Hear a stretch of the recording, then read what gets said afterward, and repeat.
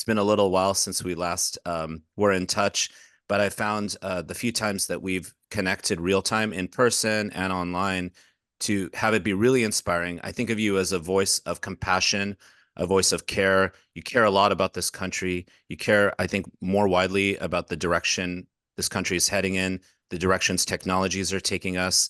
And I think you think a lot about the global questions as well. So thank you for joining Utopias.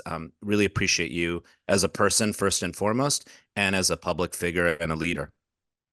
Oh, thank you, Ramesh. I learn anytime you and I spend time together too. And congrats on trying to help people visualize a brighter future, because I know there's a lot of dystopian stuff out there. Not for no good reason, honestly. I'm grateful to you for trying to paint a brighter picture. Yeah. Well, I think there's a lot of creativity. There's a lot of care that exists in our country, that exists in the world. And I think more and more we are sort of being taken away from those sorts of capacities we have as human beings because of forces that are overwhelming to us in many different directions, whether they're political, psychological, technological, economic precarity, all of these, the climactic challenges, and so on. So it's interesting to see how challenges can be the basis of a renewed inspiration toward creativity and care. And that's really what this is all about, I hope. So Yeah, I love it. And okay. eager to join you in trying to point out some of the more optimistic possibilities. Yeah, and this is where I really want us to go today. And in general, I just want to keep working with you on making those sorts of changes happen in my own Amen. limited Amen, way. brother. Oh no, Thanks. limit. I mean, yeah, you're better than just about anyone. Sweet. Because for those of you who don't know, but I mean, Ramesh has done work in this direction. And when I was trying to make good things happen, Ramesh was there for me. Thank you. Appreciate you. So let's just start. I want to start by asking you a little bit about your own youth growing up, in the US, some of your inspirations, some of your heroes, who you looked up to, who you look up to now. Where do you draw inspiration right now? Where did you draw inspiration growing up, and how we got to the place that we're at today? Obviously, that's a much longer story, but most importantly, where are you drawing inspiration from, and where did you in the past? Oh, I've been thinking more about this as I've gotten a little older, because I thought of myself as young for most of my life, and then at a certain point, it's probably not an accurate self-description. So, but I thought of myself as young because I'd skipped a grade, I skipped kindergarten. So there's always a joke about how I never learned to share, I never learned to do all these very important things you learn in kindergarten. Graduated from high school when I was 17, graduated from college when I was 21. Um, so I was young my whole life, and I was trying to get things done. I grew up in the 80s primarily, and I listen to 80s music now, and I just think to myself, like, were things happier back then? It was in my imagination. Certainly I still listen to the music because I find the music to be like, but I'm not sure if it's because I was a kid then and it just harkens back to a simpler time. I recently watched this "We Are the World" documentary on Netflix, which if you, I don't know if you saw it, Ramesh, but uh, it also brought me back because I remember when that song came out and thinking about these artists and the culture then. But my role models, certainly my parents as immigrants, so just how hard they worked and how much they sacrificed for me and my brother. Um, but I grew up one of the only Asian kids in my town, and so I was subject to some things that were not so nice. But I still fundamentally felt like America is comprised of good people. Very fortunate to be born here, and that experience bore out when I ran for president and traveled the country. So when you ask what uplifts me or inspires me today, it's just meeting good people. And if you have um, your eyes and ears open and you go out into the world, you'll see that there are a lot of amazing people doing great things. I was just bumping some 80s music last night, like 80s new wave. I was kind of going between Depeche Mode, New Order, The Cure, and then I went into like a little hip hop zone here at my place. Dude, Uh, that's something that keeps me upbeat. But last year, Ramesh, ah, I saw both Depeche Mode and The Cure in concert. So they both what? still tour, and they're both still phenomenal. Did you see them back in the day at all? I did, yeah. Depeche Mode was the first concert I ever saw in 1989, the Violator tour. I was 14. Ooh, So those of you that guys was want a to do some great math. record. Yeah, Great but it record. was great. I went there. I had this tattered DM shirt that was really poorly made because it kind of disintegrated as Like I was going to wear. Disintegration, another one of their records. And then with the disintegration, and I saw the Cure in concert. I loved concerts growing up, and I look at my boys now. I've got two boys who are 11 and 8, and I I don't think music's gonna play as important a role for them. But it might. I mean, who knows? Like I actually now expose them to the bands from my youth, just because I think maybe, later they'll be like, oh, my dad liked this band. Well, this podcast is definitely my goal is to bring on really interesting musicians and artists and even jazz musicians, monks, all types, just people who are looking forward, really, which is the name of the political party that you started. And so I guess I want to just ask you about your ascendance into becoming a public figure, running for president. You had a lot of following from younger folks. Um, both our producers, Anastasia and Phoebe, told me how much they loved you during the 2020 campaign. Many still follow you today. When we met, you were telling me about some really interesting creative folks, for example, from the African American arts community. I'll let you say names, uh, prominent people who are supporters of yours. You really tapped into something, to a large, well, I would say a very significant emerging demographic in the US, which is not simply demographically located, but more people who are looking at changes that are occurring, looking for real solutions, youth cultures, very diverse, the constituencies. In fact, when I was working Bernie, as you know, I was a surrogate and doing policy. One of my jobs was to try to peel away Yank voters. I don't know if I ever told you that, man, but anyway. Well, it makes sense they would send you, Ramesh. Yeah, super grateful that folks like Phoebe and Anastasia and young people on campuses around the country um, were inspired or affected at all by my campaign. I do run into young people all the time.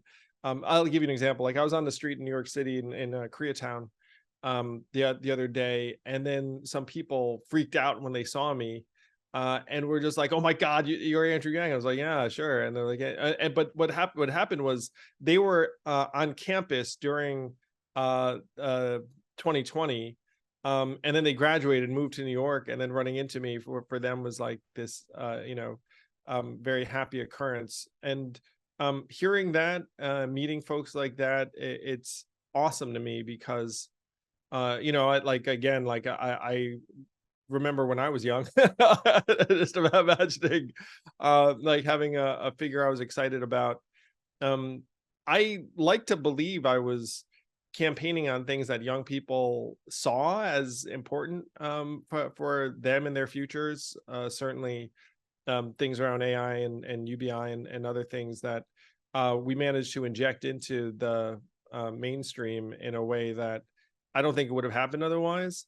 When I started the campaign, 27% of Americans thought UBI was a good idea, and now it's something like 65%.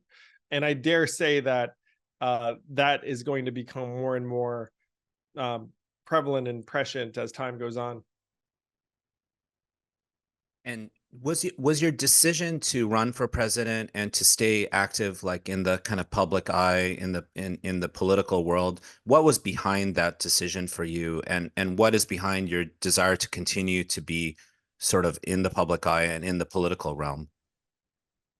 So the big left turn in my career, Ramesh, is that I left the private sector to start a nonprofit called Venture for America in 2011, and that was a significant move and shift. And so I was like a wholesome entrepreneur mentor for years and years, and then the decision to run for president was an extension of that. Really, is that okay? If I was genuinely advocating for or fighting for this positive economy. And I thought that AI was going to come and all these changes were happening and Trump was an early sign of it, then the most honest thing I could do would be to try and make a case at a national level, and do something rash, like run for president. And one of the things that warmed my heart was that I was running for president and campaigning around, and a person who I knew from social entrepreneurship circles came to me and said, "You know, Andrew, like you're a role model. That like you just took it to the next level." And I was like, "I'm so glad you see that," because it was uh, driven by my desire to solve problems and make the world a better place. And then after the presidential campaign, there was still enough energy around me and resources that it really would have been a massive shame, honestly, if I were just be like, "Okay, guys, I'm out now." Like it would have, it would have been a not um, um, smart or good thing for me to have done. And 99% of the stuff I get out in the world is very positive if I just walk the street. And so it's been very natural for me to keep going, but incredibly grateful to folks who have made that the case. And also, I count my blessings all the time because I know a lot of do-gooders who burn out in various ways or just have a hard time supporting their family. And I get that acutely. As someone who started and ran a nonprofit, as someone who's been a political candidate, it's hard to, make money in these pursuits. And I'm just so grateful that I've been able to do this work and still be like, frankly, like a responsible husband and father. I mean, I think it's remarkable. And I want everybody who's listening or viewing this to also note that your campaign in 2020, despite never being backed by the Democratic Party machine, lasted longer. And in a certain sense, continues on today through, the things you advocate for, but lasted longer than the current vice presidents, and that's not meant as a diss as much as a maybe a little bit partially as a diss, but it's also meant to indicate the kind of the way you struck a chord with so many of us. And in my case, even though I was working for Bernie and I really love him, there was so much love that I had and appreciation for the issues you were bringing up, and then your approach toward people. Like you were really not trying to attack others. You were always trying to stay issue focused. You're also like, hey, let me speak to, when you're in this Democratic Party machine. And I think that there's a lot of appreciation that I personally, and I know many of us have for you because of the person you are as well. Well, thank you. I'm just so glad that shown through in some way. I want to share some of what I've been working on since, because most people don't realize. Sure. Um, Sure. so I started uh, an organization called Humanity Forward in Washington, D.C. that lobbies for anti-poverty measures like an enhanced child tax credit that just got out of the House. And nothing gets out of the House nowadays, but it just got out of the House 4 weeks ago. It would lift 400,000 kids out of poverty. It would reduce poverty for about 10 million. And unfortunately, a Republican senator said, "Hey, we don't want to deliver a win for President Biden before the election, so we're not sure what's going to happen in the Senate." But we've been grinding away there for things that reduce poverty as, frankly, like, a stepping stone towards something like a UBI. And then I've been working on political reform measures via Forward Party that would reduce the stranglehold, really, that um, special interests and extremists have over our political parties.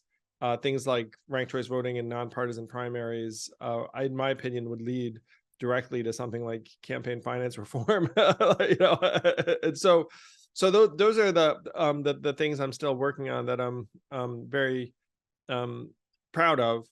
But Humanity Forward, what's interesting, Ramesh, is that it doesn't get a lot of attention because the really effective organizations in DC, in my opinion, don't pound their chest that much, because if you're out there attacking, for example, someone who's against certain legislation, the odds of it getting done go down, not up.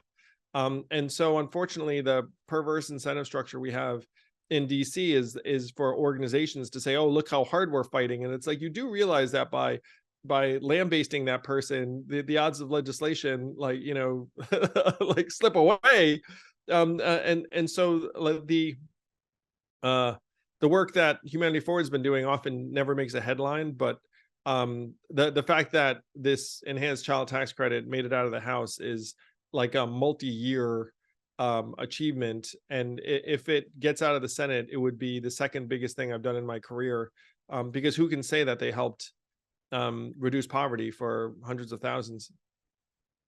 And this was, of course, something that was instituted during the pandemic temporarily. Am I not correct about that? There was Yeah, the more robust version of the enhanced child tax credit reduced child poverty by about 3 million.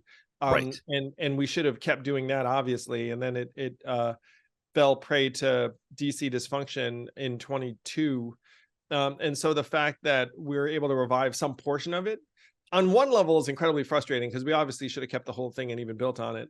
And 120 economists signed a letter saying this is the best thing we've done to reduce poverty in a generation or more. It's, I mean, like I get aggravated thinking about it, because you reduce child poverty from, broadly speaking, it was something like 11%. You reduced it to 4 or 5%, and so we should have been crowing in the streets like we freaking did it. And then we unfortunately like thrust those kids back into poverty, and then the poverty rate shot back up to 10 or 11%. So super pissed off, but we can bring it back, and that's something that a better political system would have delivered. Yeah, and I think that the thing, I know I've spoken with you about this before, is there are actually such important kind of low-hanging fruit issues that are actually popular for Americans. Like the American people find, child tax credit resoundingly popular, UBI resoundingly popular, some sort of like if real effective gun control resoundingly popular, like it's an assault weapons ban, like just in so many different themes. So if you were actually just sort of say what is 70, even 75%, or let's say something like that, of Americans I agree know. upon, it would actually be a broad legislative agenda that could actually really refresh our democracy and take it back. I mean, most of us would be blown away by everything that we could accomplish if we adopted even that 75% threshold you're talking about, Nimesh. And so this is the darkness, and I do not want to discourage people at all.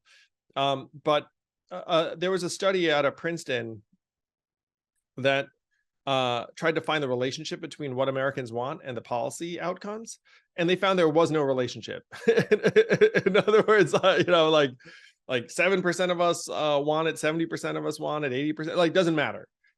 As one example, by the way, 80% of Americans hate the campaign finance system and would love to change it. And then it's like, are we going to get that? No.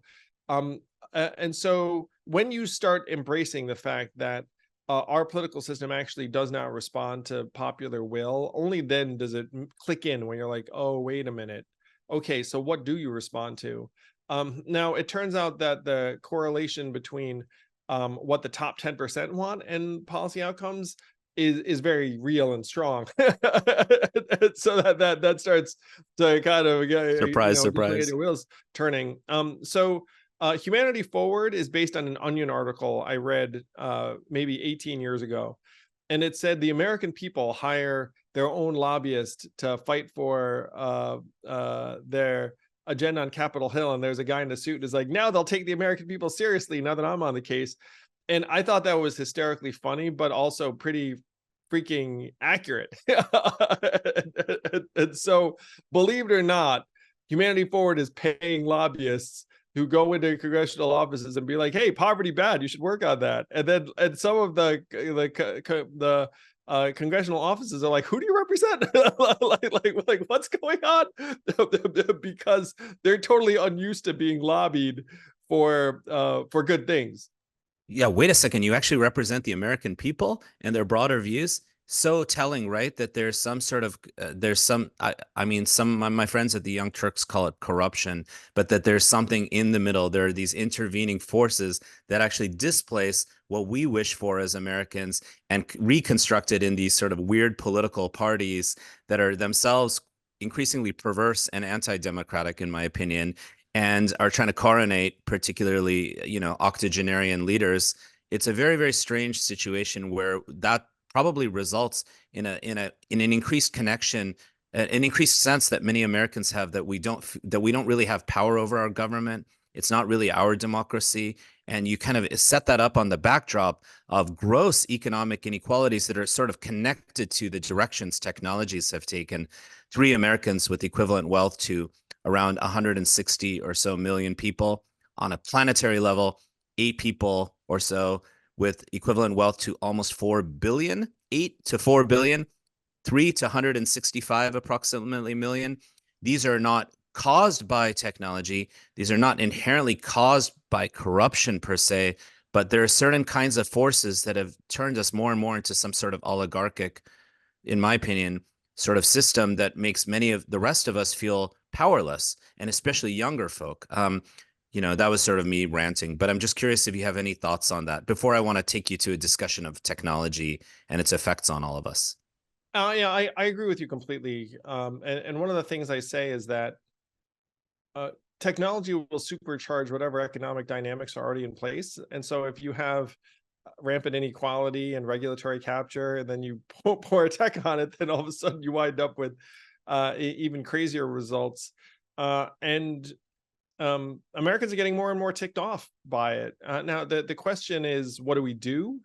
And these political parties, these two political parties, are expert at taking whatever it is we want and then end up like diverting the energies in particular ways, and often just sending it like against each other. I mean, so by the numbers, and you all know I'm a math guy, that about 10 billion plus is going to get spent on this election cycle, mostly on ads pitting us against each other. And then how much is going to get spent bring us back together? How much of it's going to get spent trying to cure the system itself of these terrible, perverse incentives? Like a sliver of a sliver of a sliver. Like we're all increasingly subject to these uh, parties that don't have our interests at heart. So really to then the larger sort of forces that are sort of driving much of this, or just sort of like almost the foundation of our lives these days, is so many aspects of our lives are, what some might call datafied or technologized or Yeah. mediated by digital technologies, by computational systems that calculate, correlate, order, prioritize, algorithmize, in the sense that, we all get piped different sort of opportunities or lack thereof, whether it's what we see on our social media feeds, or whether it's when we, put an insurance application online and there's a decision made on how much it should cost, healthcare, etc. So life increasingly is being expressed through numbers and data, and perhaps an issue associated with all this is, you, Andrew Yang, myself, Ramesh Srinivasan, others, we don't really know what the data about us are that are being gathered, by whom, how long such is being retained for, and even how such data are being aggregated. My favorite sort of cheesy example that I always tell my students is, okay, fair enough that the wider world knows how I present myself on Instagram, which I don't really have, as they know, um, but or on Twitter or what have you. But I wonder if that data should be combined with data about me going to 7-Eleven after midnight and buying, a bunch of hot dogs and 40s, which I don't do, but it's sort of like what happens when these parts of ourselves are being surveilled and captured by third party forces, whether they're corporate forces or state forces or the cozy marriage between the two. So, what is going on here? How do we return this sort of technologization of our lives in this nation around the planet to something more democratic? What do we need to do? I know it's a massive question, but I want us to just sort of think through this. And I would love your insight on this. Yeah, I think the lowest hanging fruit in this arena is data rights and data ownership.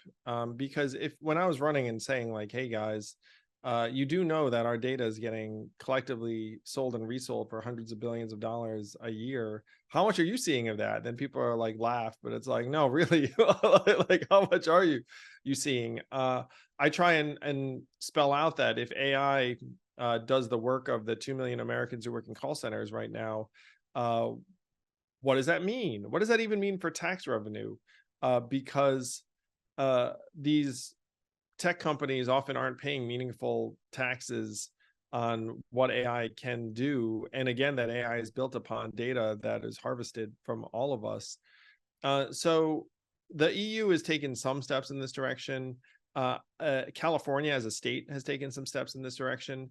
But if you can reverse that power imbalance, where right now it really is like we're rats in a maze, and the tech companies measure and capture and stimulate and do these things. But if you were to flip the tables on them and be like, okay, now everyone, our data is ours, what you do with it we have to know about, we have to agree to it, we can change it, we can pull out of the system if we want, we can get paid for it, and then most Americans would be super pumped about a version of this reality. And then if we become lords of our own um, data use and treatment, then we can actually make choices that are ours. And what's working in reverse right now is that these tech companies have economic interests, really. And like the individual interest, the human interest just gets reduced and reduced. You know, one of the things that I think about in this light, you could probably sense it even from this conversation, but like I really like music and movies and stuff like that. And I feel like culture is getting smushed down a particular way where it's like, what, you made a Yeah, piece of I art? agree. It's like, oh, like how many views is that going to get? How are you going to monetize that? And I feel like that's getting pounded into an algorithm in a particular way that's very negative. And so if we had data ownership, and then let's say like a UBI type thing, and then we could support things that we liked at much higher levels, and then artists would be able to create and thrive instead of right now. I think like that they're going to, frankly, have it tougher and tougher. So it would start with data rights, really. And one of the ways I like to sort of talk about this in my writing or speeches is like think about data as expressive of our relationships, right? Like our relationships with vendors, like the data that I might provide when I buy something or sell something from the 7-Eleven, for example, the data related to our own conversation. These are different kinds of relationships. So, we don't want relationships with someone else. Imagine someone else who's constantly spying on you and pumping you with information that makes you at times alienated, lonely, distressed, you know, going crazy a little bit. That sounds like an abusive relationship between two human beings. Why can't we have a similarly balanced relationship with those who are, relating with us around our data? I mean, I think it's a really, really important idea. If I had won the presidency, I would be going to battle for this all the time, and it would have been fun. I would have sat down with the major tech companies and social media companies in particular and been like, okay, guys, like now we're actually gonna hash this thing out. And the companies would have been unhappy about it on some level, I'm sure, because some of their business model would have to change. Um, but that would be our best hope. One of the things I've realized over this last number of years is that there's like this regulatory power, which it's like at this point, as we've described, I mean, Congress like can't get its act together on all sorts of things. Then there's this executive agency branch power, and then there's just bully pulpit cultural force type stuff. And one of the things I've realized is that the bully pulpit cultural force type stuff actually might be the easiest. You know what I mean? And there's something noxious going on that's asymmetrical in the parties right now, because this bully pulpit cultural force thing is something that Trump specializes in. I'm not sure he's exactly like a legislative genius or anything. but I think that there's a possibility that it could be used by positive. You know who's actually good at it? Bernie was good at it. Oh, definitely on this particular topic for sure. Just going after it, right? I Yeah, mean, yeah. I think Bernie might have just gone after it. there's something to that populism today. And so I think it's all connected also to these technological issues. So it's like, let's look at the shifting nature of the economy, both domestically and of course to a lesser extent globally, because you're, really working a lot in the domestic level, in the national level. Okay, we're seeing more and more of what we could call the part-timization of work, the gig economy, right? The so-called fishering of the workplace. That's one phenomenon. Yep.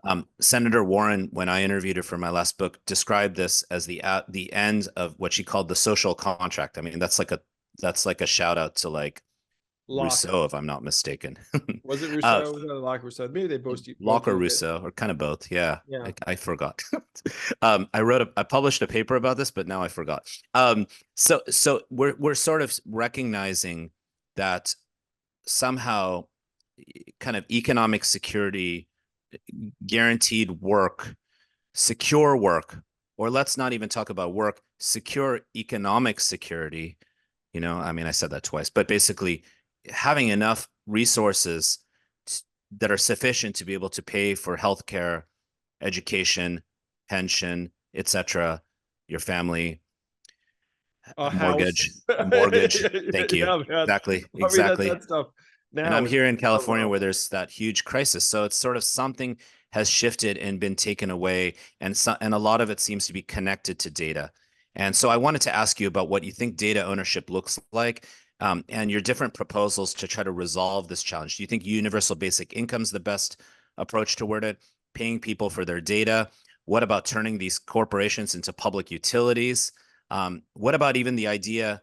I know I have lots of ideas. What about the idea even that any any sort of corporation that significantly leverages public investment, right? Like our roads, bridges, et cetera, our internet, which was paid for by ARPANET, by our own taxes, starting at UCLA, that the public should own some small equity, maybe a blockchain guaranteed equity into that company. I mean, that's a very progressive idea. Universal basic dividend. What do you think about all these different proposals? Why can't we start making some of these things happen? Uh, Now, the reason why we can't make more of them happen is the diseased political system, and I got into the guts of it, and saw. Uh, so here's what breaks my heart. Check it out. I'm running for president. I'm like, hey guys, we should just give everyone $1,000 a month. That would actually be a game changer. And people are like, oh, it's impossible. It would cost, come up with a number, whatever you want. Let's say, sake of argument, it would cost like 2 trillion extra a year, and people would be like, it's impossible.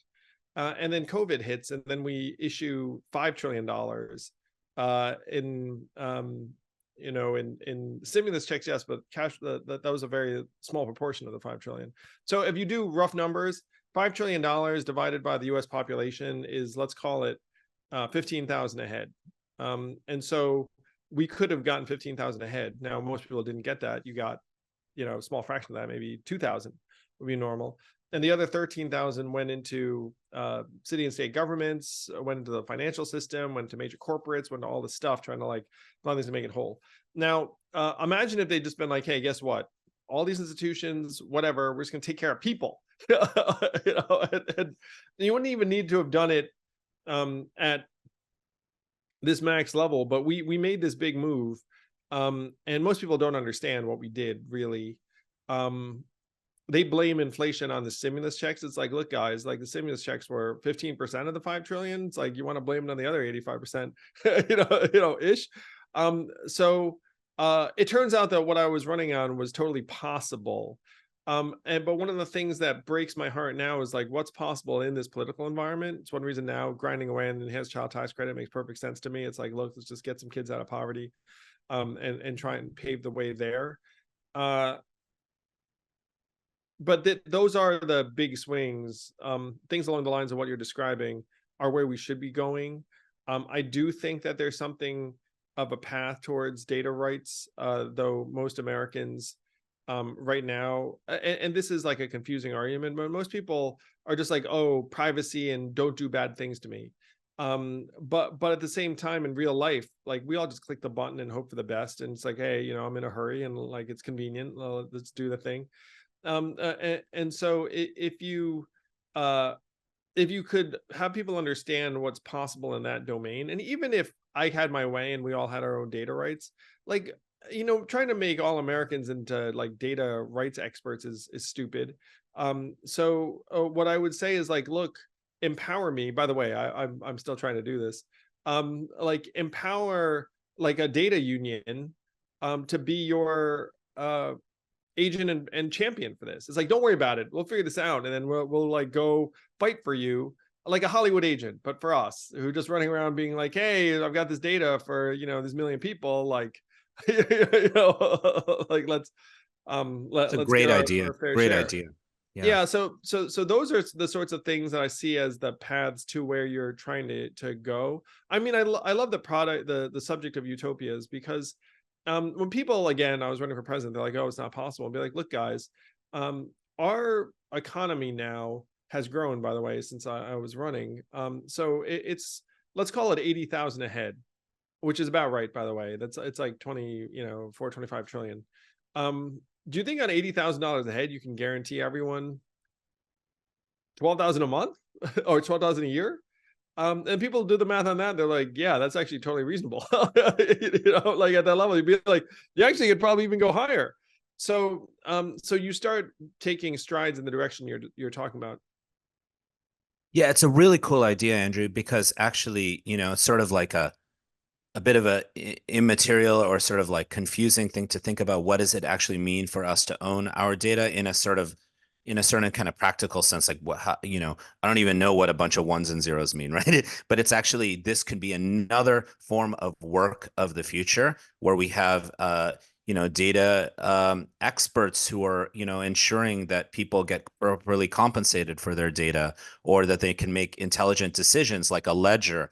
Okay, I provide this data, this is the benefit, but it's a transparent ledger, which is the exact opposite of what we see occurring, right? So we can figure out ways to tie benefits to costs, right? And where it can be transparent to everybody. And of course, none of us have the ability or time, and we're all multitasking all the time, um, to like read the fine print. That's not designed at all to ensure, or it doesn't give us any alternatives either, right? So I think this is really interesting that you just explained how inexpensive something like universal basic income would be. And I think this is also very telling at a time where we just witnessed, as I'm sure you noted, on Valentine's Day, the largest strike in history of rideshare workers, of Uber, Lyft, et cetera, drivers in history. I've actually attended, Andrew, rideshare worker strikes in Uganda. um, and I sort of like asked the question, and I wrote about it in my last book. Like, what does it mean for a gig worker to strike in Uganda relative to a company that's like 8,000 miles away, where there's like not a single employee of that company? Yeah, they're gig workers, like the people, the drivers, but that company is like totally invisible to those striking workers. So I wonder like what you think about where work is going. Future of work, of course, is this big buzz theme associated with it. But I guess I want to ask that relative to what you just said around universal basic income. And Sam Altman, now we're going to go to AI. Sam Altman, the co-founder of OpenAI, kind of the person most tied now to ChatGPT, just made a request, or sort of said it to the public. You might have seen that we need $7 trillion for seven trillion, not billion, $7 trillion for a new wave of fast, super powered microchips to make the AI revolution happen. Never mind where those chips come from, the labor associated with it, the environmental issues, it's the energy consumption, all those things, the externalities. But I guess I want to add, this is me kind of thinking through this. But I wonder, as we move more and more to AI systems that use our data to create and mimic our behavior, through stochastic algorithms, I'm wondering like where you think this is all going. We see worker strikes. We see Sam asking for 7 trillion. We see how inexpensive UBI is. and there's this big question of where is work going to head, and where is economic security going to head, and is Sam Altman and these AI, tycoons, who I interviewed Sam about his support of UBI for my last book, and wrote about you. So it's like, are they out of touch? Like, how can this be resolved? Like, where is economic security going to head, and how can we get there? Now,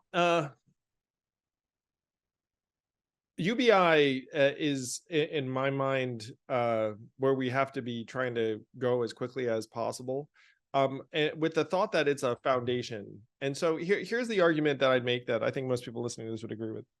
AI is going to do a lot of work, and it's going to make the economy more and more extreme and winner take all. And there are going to be a lot more people looking around being like, okay, my grandparents could like join a company and stay there and like get benefits and a pension. And like now I'm looking around being like, well, that's not really in the cards. And then even if it is in the cards, like the cost of housing shot up, cost of education, things have gone very, very out of whack. So,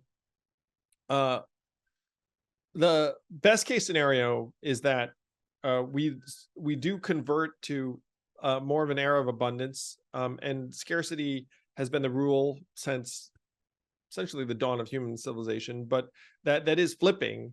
And even just the numbers I just used is that, can you imagine a society that's producing $80,000 of GDP a head? I mean, that's us. So if you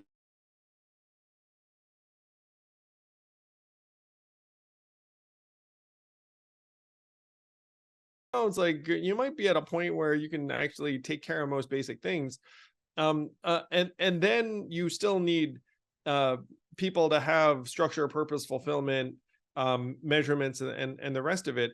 But money, and so this is my big argument, is that if we put ourselves all on a capital efficiency scale, we lose. Like AI is going to wipe out a lot of us, and then some of us will still be okay, but like, it's arbitrary, more or less. So if you take that as a premise, then you say, okay, capital efficiency cannot be the determiner, the determinant factor. And so what then do you start to use as a determinant factor, or at least a co-determinant factor? And what I proposed is like you actually adopt human values. And this is what I call the human-centered economy. And I used to use my wife as an example when I was running, say, look, my wife's at home with our son who's autistic. How much does the market value her time at? And people are like thinking about it, like, how much does the market value her time at? Like zero.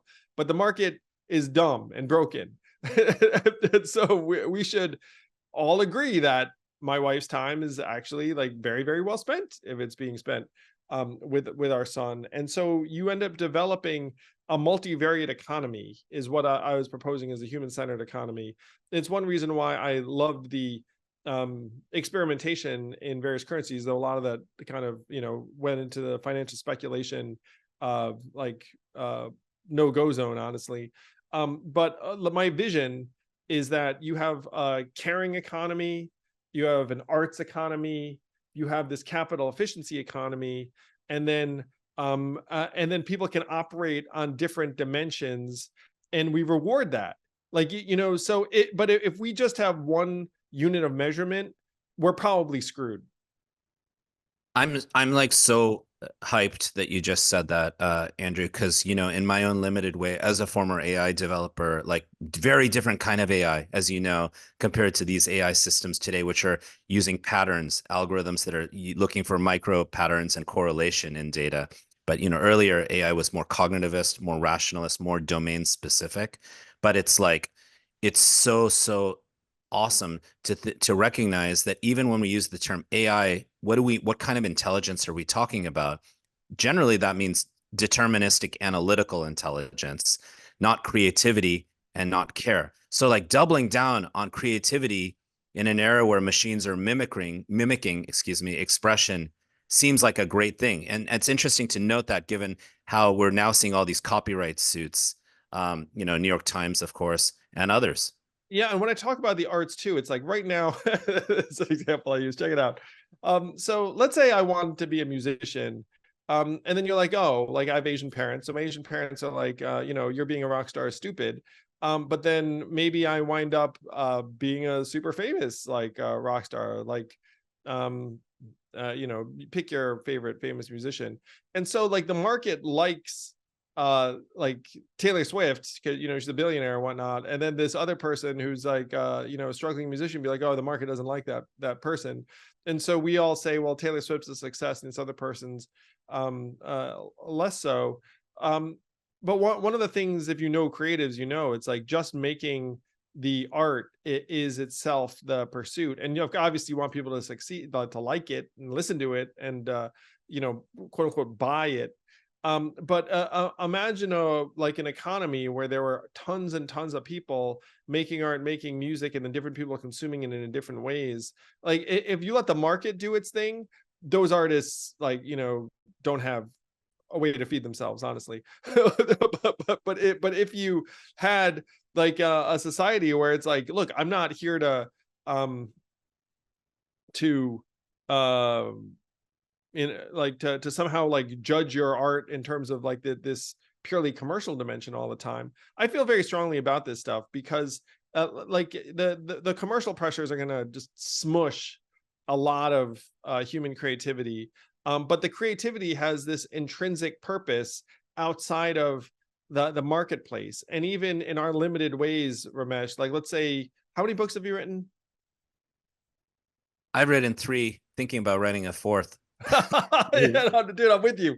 But like 100, hundreds of these academic publications, but super frustrated because they always get locked down by paywalls. Well, yeah, so I've written 3.5 books. Oh, that's what's up. I got to get to that half there. Yeah, no, it was a novel that I co-wrote called The Last Election. It's dystopian. It was meant to be kind of like a screenplay, honestly. But like you write something, and I've written 3 books, and they've sold at different levels. And then like, does that correspond necessarily to like how good the book was? It's like maybe not. You know what I mean? So that's like on a limited dimension. But like society wide, and so I think people instinctively can sense caring economy. And that could be tutoring or mentoring. I mean, that would make our world much better. A lot of education, and then creativity. So like if you had those 3 dimensions, it's like commercial, caring, and creativity, you'd be in much better shape. And I would argue that you could probably think of a 4th or 5th as well. And it's also paired to different kinds of intelligence. There's creative intelligence, there's emotional intelligence. These are different kinds of intelligences. Intelligence is not merely built around inducing some information out of patterns. That's part of our intelligence, right? And I'm going to suggest to people who are listening to this or watching this is almost the definition of utopia.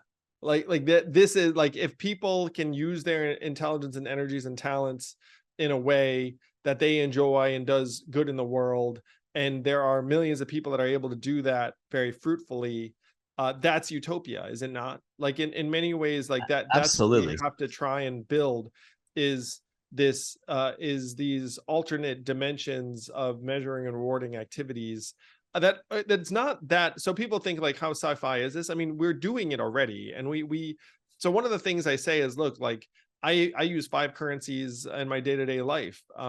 There's like Venmo, there's cash, there's my credit card, but then I've got weird Amex points. I've got like a deli punch card that I'm still trying to get my free sandwich. And so there are things you can do. If I had become president, I was 100% going to throw down on like massive pilots. But that there was like a New England community that does essentially like these time points, where it's like, I spent an hour looking after your kids, so then you have to spend an hour helping me clean my lawn. Like, that's one way. And another is that there's like a local currency in from universities sometimes, that there's like a fundraiser for a school, and it's like, if I do the thing, then I get so that there are experiments, and we have the technologies to be able to do these things in a much more significant way. Though I'm cool with them being localized and impact. If you imagine, if you just dumped like a certain number of service points in like a town, and I mean, and then like people were just like doing stuff. I mean, like that, By the way, this is going to become more and more vital as time goes on. Yeah, it's really interesting to see technology and the digital revolution we're all in the middle of as the foundation for new forms of expression and exchange, or a renewed connection to creativity, a renewed connection to care, where a future is working with machines, knowing what they do and knowing what they don't, right? And kind of putting them in their proper place. Because we always have worked with machines, right? In a sense, when I paint, I don't know if it's a machine, but I'm using a canvas, I'm using the technology of a paintbrush, right? There's lots of different machines. There are even automated machines in the past, industrial machines. Forklifts are a type of automated system, right? Even if you date back centuries, there were different kinds of automata. If you look at like Viennese aristocracy, so it's sort of like understanding what technologies are and aren't, and understanding what humanity is and is not, right? And kind of doubling down on being human, doubling down on being alive. Yes. And then trying to build an economic system that actually rewards human values. So I laid out this sketch of a human-centered economy, this vision in the War on Normal People, the book I wrote about automation and UBI. And then I tried to include, it's like, okay, so where should we be trying to go? And it had an idea for a social currency. And then during my presidential campaign, my campaign manager made me swear never to use the words social currency, because he said, look, it's hard enough to get people on board with the magical Asian man from the future who wants to give everyone money. But then when you start talking about another currency, people just turn off. So never do it again. but now I could do it obviously happily. But if someone wants to see that that vision, it's in a book I wrote called The War on Normal People. And I think at this point, there are like cheap copies available for resale, because there are a lot of copies floating around. We'll link to that for sure in the description, and definitely, put that out on all our socials for sure. I just want to ask you one last kind of obligatory question about regulation and big tech, because I just think you're kind of one of the most important public figures actually talking about and thinking through this stuff. Um, there are a lot of proposals out there, right? There's the break up big tech thing that was like Warren's slogan. Bernie kind of supported it in his own way. We have yet to see any anti-monopoly action taken, antitrust action taken in this nation in decades. As you probably know, Tim Wu's great book, The Master Switch. Yeah, yeah. Is Tim a buddy of yours? He's actually kind of a neighbor of yours, by the way, I Yeah, think. yeah, we're friendly. Yeah, he's a great guy, and he was in the FTC, as we know. FTC had some good actions. So it's like, so there's sort of like, that's one approach. Another is to think about things like search and social media as public utilities, so they're non-discriminatory, and sort of regulate them accordingly. Another, there are a number of different kinds of things, like even carving out Section 230, which is, gives platforms immunity over content that might be extremely hateful or divisive. Understanding that a platform like a Instagram feed or Twitter feed is not the same as the New York Times, because they can't possibly control for everything placed on there, but the algorithms determine what is visible and viral, right? So there's like several different kinds of proposals. They're floating around. I put my name and helped staffers, like even Republican and Democratic ones, whatever, on different proposals that are common sense, but it doesn't seem like much has advanced. I know Senator Klobuchar has kind of pushed for privacy bills pretty more than most in the Senate. I'm just curious where you see, what do you support in terms of a regulatory action, and and what do you think about all this, given concerns around disinformation with the forthcoming elections, which is where I want to take us next to talk about your stands on this coming election. Yeah, I think this election could be known as the AI election, and not in a good way. I mean, we already had one deep fake audio robocall of the president in New Hampshire. And the disincentives are really absent in a lot of cases, because if you don't know who put out the crazy video that gets seen millions of times, I mean, damage is done. And then, like, like who did this? I mean, um, so that's the danger, which I think is very real. Now, the danger being real doesn't mean that we can't do everything we can to try and improve on the situation. And one way, people might not like this, and I'm sorry if you don't like this, but I do think it's like a hardware software solution, where if you have a video it can have a watermark that essentially says, "Hey, this is done on my iPhone and unaltered," and then people will be like, "Okay, like that's pretty good."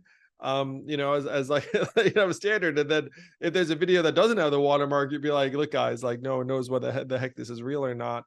Um, I wish those safeguards weren't necessary, but I think they increasingly will be. Unfortunately, right now our regulatory approach is wait until it happens, and then after it.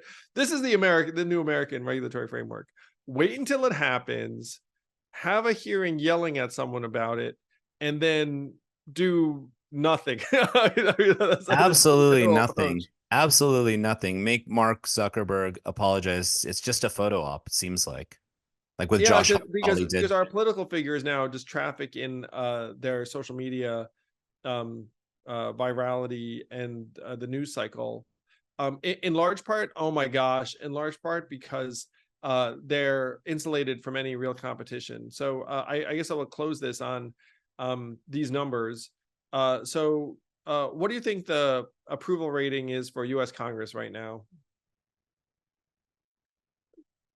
20%. Yeah, it's about right. It's like 15%, 20%. And the reelection rate for incumbent members of Congress is 94%.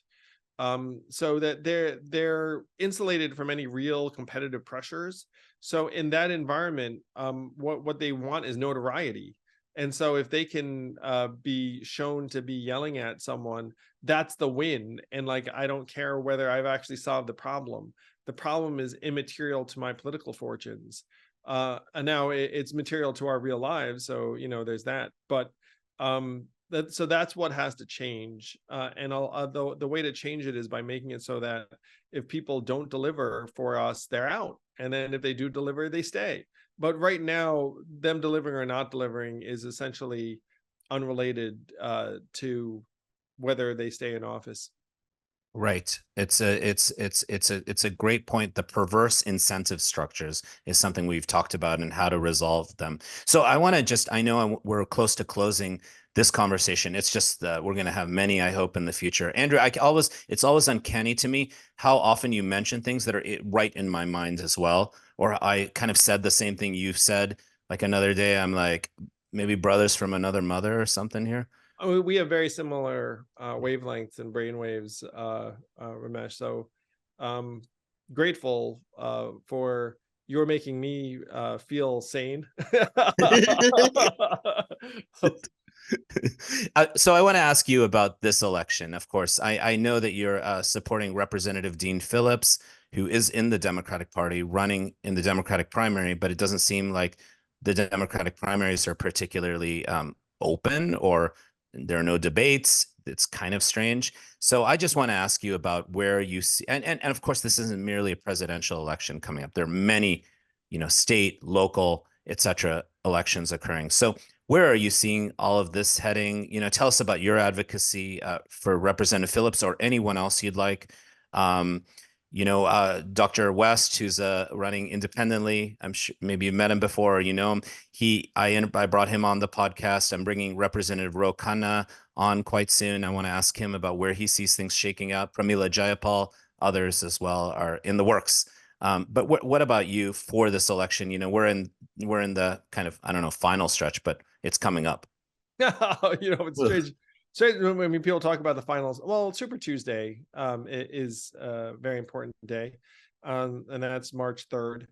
I've been supporting Dean Phillips in large part because I don't want Trump to be our president again, and I'm very, very concerned that the Democratic Party should be running the strongest possible nominee against him.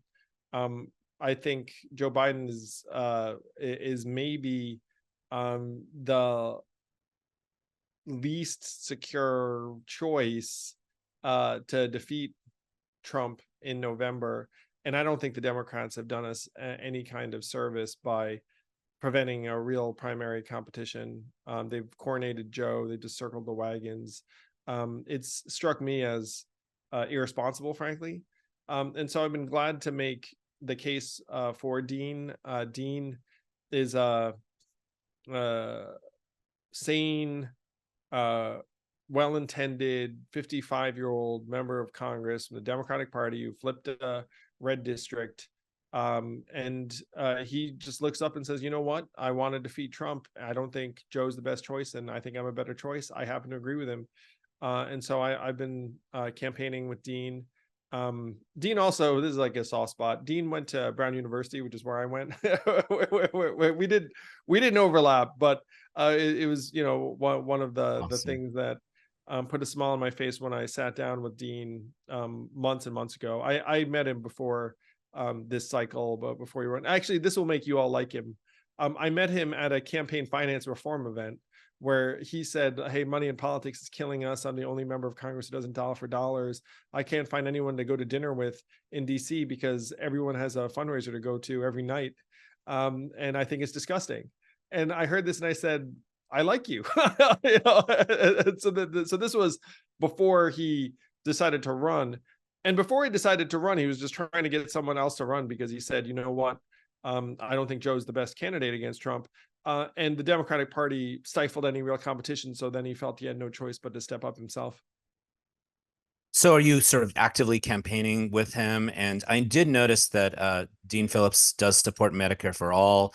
And how are you all sort of dealing with the fact that the DNC is not going to really, they're going to do everything they can to not really give Representative Phillips a chance, or Marianne Williamson, who I like her views as well on lots of different ways, or even Cenk Uygur, my friend from the Young Turks, apparently is running as well. You know, I think I'm hosting Yeah, with yeah, him. no, I mean, the portrait, I always thought the portrait was going to be very, very bad in terms of them not having debates. They canceled the primaries in Florida and North Carolina, pretty dirty.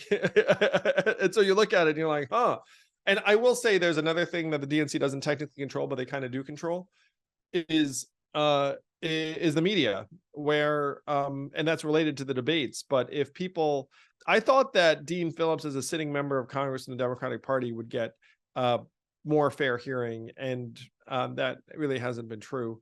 And so that was one reason why I thought Dean was the best candidate. And by the way, Dean did get 20% in New Hampshire, and if people understood what they had in Dean, he would do very well.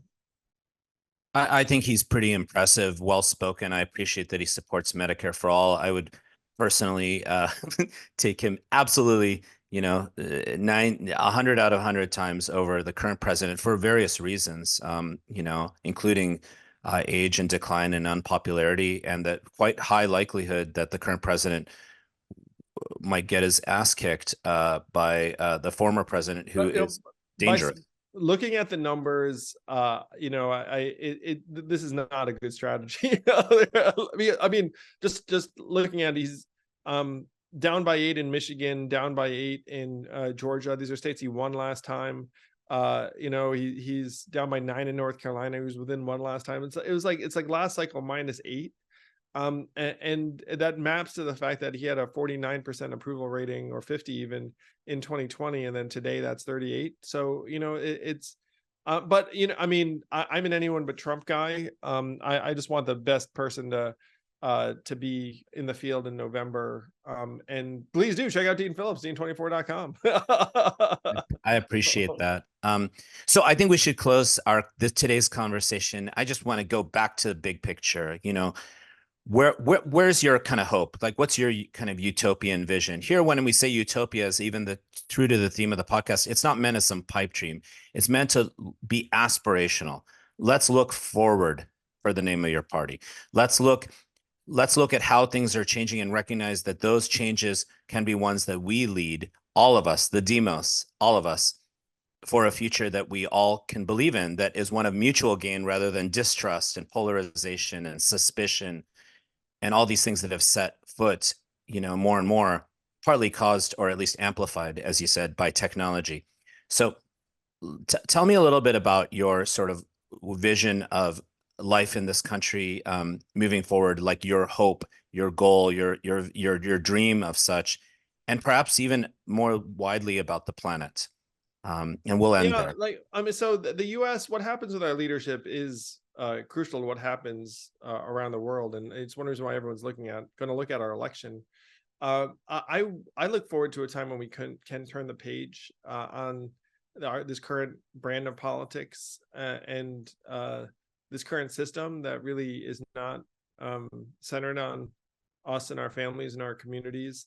I will say, like, I'm a very goal-oriented person, so like I ended up being like, hey, I want to get this child tax credit out of the Senate because I mean, in the meantime, we can make some people less poor. That'd be great.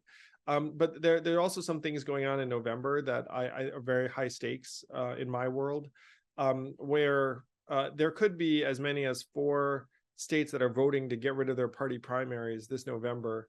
And if they get rid of their party primaries, and I know everyone's like about right now, but then you come back 2 or 4 years from now, all of a sudden you'd have maybe 6, 8, 10 U.S. senators who didn't have primaries, which would then make them much, much more reasonable and lucid and public spirited and like not captive.